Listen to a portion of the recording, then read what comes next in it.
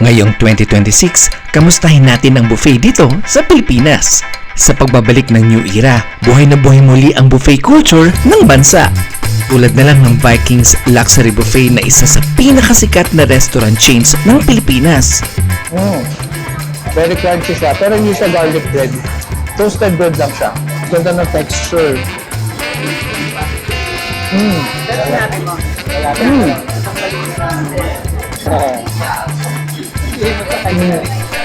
Kaya kung mahilig ka mag-buffet sa Vikings, mararanasan mo ang engrandeng international spread na nagtatampok ng daang-daang putahe mula sa iba't ibang bansa, kabilang ang Asian, European at American cuisines, kasama din ng iba't ibang ihaw, seafood at mga panghimagas.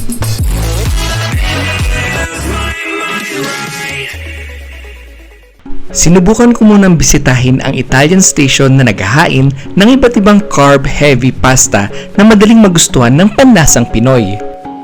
Tulad na lang dito sa pizza station na lahat ay freshly baked. At kung ikaw naman ay creative at may talent sa baking, sa ilang piling branches ng Vikings, pinapayagan nilang pumili ng sarsa at toppings ang kanilang customers bago isalang sa oven. Meron ding pasta station na nag-offer ng spaghetti, penne at fettuccine.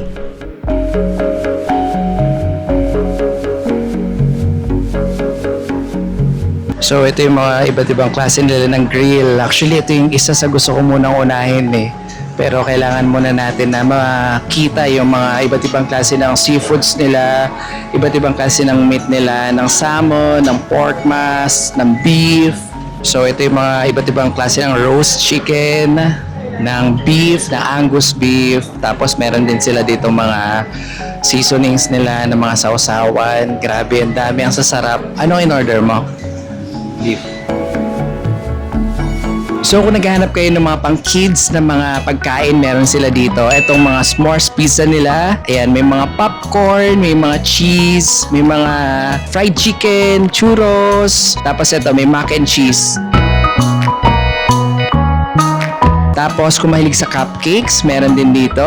Tapos may mga iba't ibang klase ng mga cookies. And ang cute ng mga donuts dito. Iba't ibang klase ng design. So, mga mini pancakes, munchkins. Meron din dito mga gummy bears, candies, caramel bar, banana cake, strawberry bar, rice cakes nila dito. May mga kakanin station sila. May mga biko, kutsinta, cassava, pichi-pichi. Parang wala pa dito sa section ng salad bar. Pero ito yung unang tumawag ng pansin sa akin at ito yung isa sa pupuntahan ni Mama. Salad bar! So sa salad bar, meron silang Mexican salad, may Thai mango salad, may Waldorf salad, may Asian salad, may Lolio Rosa Red, romaine, iceberg, and Lolio Rosa Green.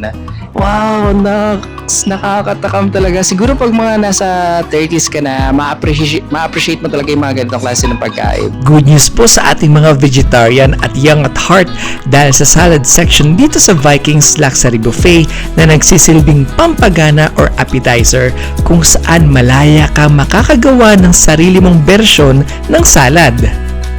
Kaya mainam na kumain ng salad vegetables gaya ng lettuce, pipino, kamatis at iba pang leafy greens dahil ang mga pangunahing benepisyo nito ay mayaman sa fiber, puno ng bitamina tulad ng vitamin A para sa malinaw na mata, maraming antioxidants at mababa sa calories. So kung kayo ay matinapay na tao, ito yung mga iba't ibang klase ng bread nila. Ito yung mga area na hindi masyadong pinupuntahan kasi mas more on meat, fish yung mga pinupuntahan. Pero yung mga gulay-gulay parang mga sa lolo, lola, mama, papa, tito, tita natin yung napupunta. So ito yung mga breads nila. Cute to. Meron tayong diner roll, meron tayong ube cheese slice bread, Italian bread, cheese slice bread.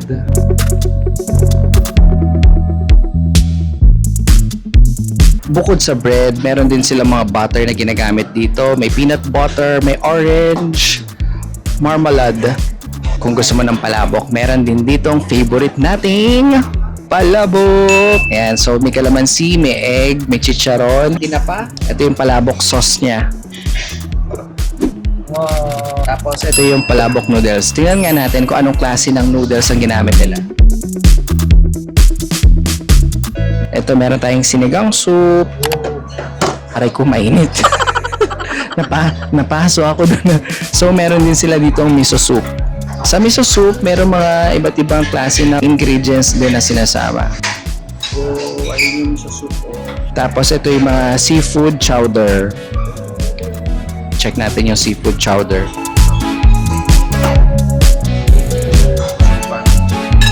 Mausok pa. So dito sa part na to, ito yung mga iba't ibang klase ng mga Korean food.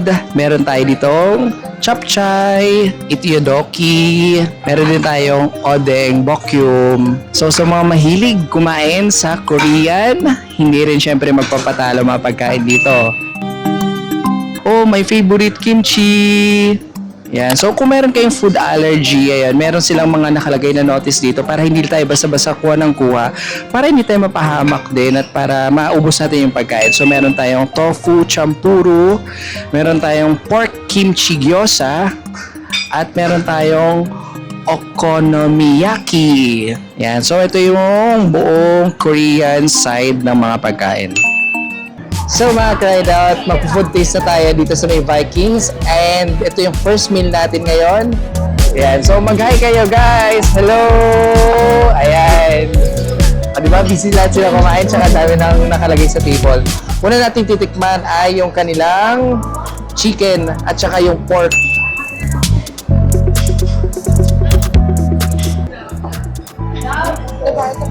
Ay, Una ka masasabi, malutong siya. Tapos may sauce. Sarap. Nilawad siya mamaya. Lalaman natin. Yung presentation sa kanya, puro bagong luto lahat. Next natin titikman yung kanilang roasted chicken. Medyo matapang pa kayo. Ito yung isa sa may pinakamahabang pinipilahan lagi doon. Kaya I suggest kung bagong pasok kayo, puntahan nyo kagad yung Carvery. Kung saan yung mga iniihaw, saan yung pork, yung lamb, yung beef, yung chicken. So, meron ditong charcuterie. Okay. So, naalala ko dun sa wedding ng friend namin, sa si Miko, merong mga pop-up na mga store. So, ito yung isa sa mga sinuserve nila. Sa madaling salita, ang charcuterie ay nanggaling sa sining ng pagluluto ng mga taga-Pranses na pinagsama-sama ang mga karne, keso at iba't ibang pampagana. Merong cheddar cheese, merong peppered linear, and pepperoni. Tapos ang cool din dito kasi meron silang shrimp cocktail. Oh, yung para siyang nasa shot glass tapos merong shrimp sa ibabaw. Ay, hello po. Macerated fruits. Ito yung mga iba't ibang klase ng mga marinated olives, orange marmalade, merong strawberry jam, garlic confit, and honey cinnamon. Ito yung ating hazel back potato. Tapos meron tayong vegetables dito. Tapos meron tayong bread rolls dito. Baked potato. Nakalagay lang sila sa isang kutsara. Tapos ito yung mushroom frittata. And then the peppered toast. Okay, so kumuha rin tayo ng macaroni, meron din tayong paella. Ito yung mga parang Italian style na pagkain. Actually, hindi ako mahilig sa ganito klase ng pasta, pero di ba, kailangan nating masubukan pa rin. Sarap. Lalo na tayo. Alam mo yung cheese na ginamit sa kanya, yung pasta na ginamit sa kanya, very soft, may pagkamakunat pa rin siya, which is yun yung nag-identify ng pagka-Italian pasta niya. Big Mac. Sarap. Ang sarap ng Big Mac, grabe. Hindi ako kasi masyadong mahilig sa mga ganitong pasta. Pero kung yung pasta parang spaghetti, hanggang bukas kumakain tayo. Siyempre sa Italy ay meron din silang iba't ibang klase ng pizza, ng bread. So let's try. Very crunchy siya, pero hindi siya garlic bread. Toasted bread lang siya. Tapos ito, kumuha tayo ng iba't ibang klase ng pizza nila doon. Hindi siya sobrang kapal, hindi naman sobrang nipis, hindi naman crunchy. May mga iba't ibang spices siya dito. Tapos sobrang Ganda ng texture. Bon appetit!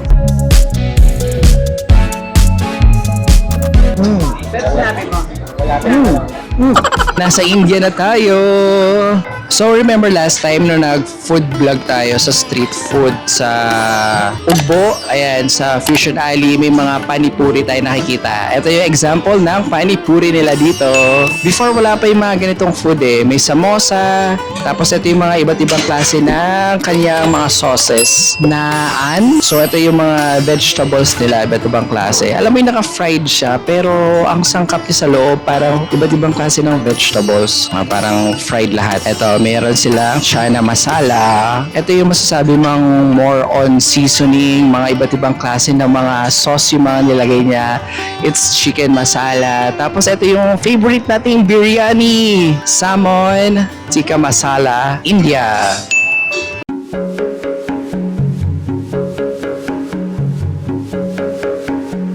Kailangan, pag kumain ka dito, ubusin pagkain. Bawal ang leftover, bawal ang takeout. Kaya, pag kumuha kayo, small amount lang, tama na yung malasahan nyo siya kasi napakaraming pagkain pa dito pwede nyo tikman. Paano rin tayo, nagpa-ihaw din tayo. Ayan. Ang tender ni meat niya, alam mo yung di siya yung malansa pagka hinunguya mo, walang aftertaste, after smell.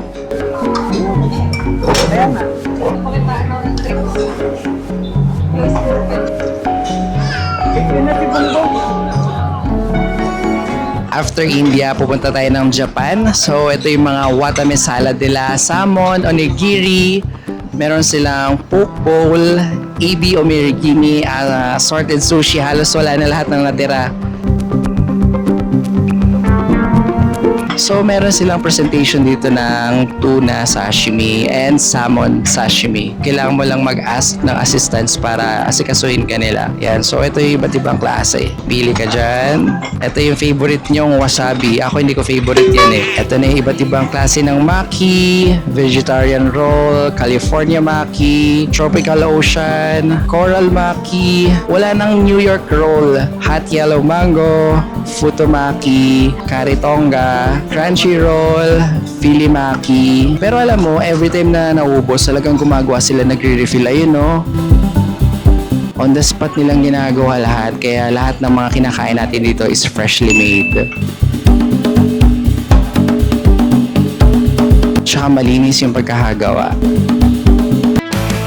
I did it all, I played pretend, I moved the mountains to be your friend. I wanna know if it mattered.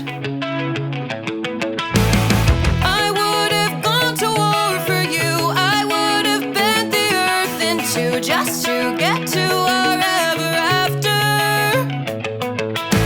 Something about this has changed, I wanna feel you close again. Don't let go, no I don't want this to end. For our next meal, susubukan natin yung mga iba't ibang klaseng Japanese food. Let's eat!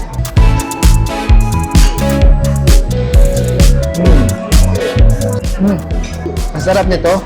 Very chewy nung noodles niya. Tapos napakalasa ng sauce na nilagay sa kanya. Ayan. So, ito yung tteokbokki nila.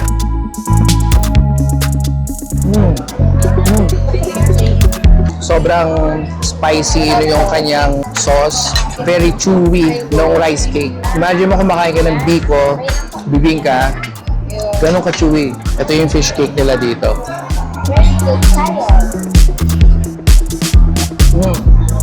Malat-alat siya. Malalasan mo yung parang, yung literal na alat ng isda. May konting gulay tayo. Kimchi. May nakita akong dilis doon. Kumuha na rin ako. Di ba dati 3 fries lang? Kasi iba-iba sa apps Maasim yung kimchi. Kaya Pero very crunchy yung dilis.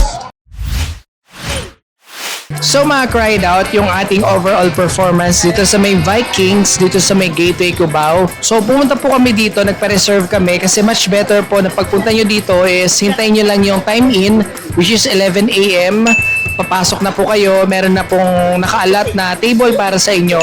Kasi kapag pupunta kayo dito nang walang reservation, might be causing na late na po kayo makapasok, hindi kagad kayo ma-entertain kasi yung iba, online po talaga nagpapabook. And with regards sa food, siguro kung i-rate ko, 10 is the highest. Mga i-rate ko to mga 8.5 yung mga pagkain dito. Kasi sa sobrang dami, minsan to the point, hindi mo kayang maubos or matikman lahat ng pagkain dito. So, ingat lang din po sa pagkuha ng pagkain kasi syempre, no leftovers po, no takeout din. And if ever may mga events po kayo, family gathering, birthdays, anniversary, even if you are heartbroken, pwede po kayong mag-enjoy na kumain dito kasi yung mga food dito is very comforting and very delicious din po. So, yun lang mga cried out. Power! Peace out! Wapa!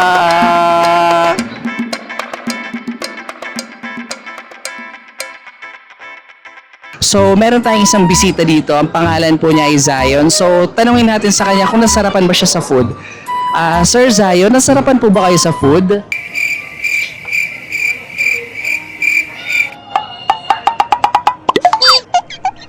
Okay, so kung ita-translate natin yung sinabi niya, ang sabi niya, meow meow meow. Bakit meow meow? Aso to.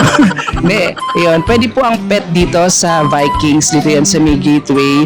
Ang only thing na kailangan nyo lang gawin is dapat secured sila, nasa tabi lang sila, and bawal po sila yung maglakad-lakad sa mga hall, sa mga areas po dito. Yan. Pero good boy naman po si Zion eh. Good boy! Ayan.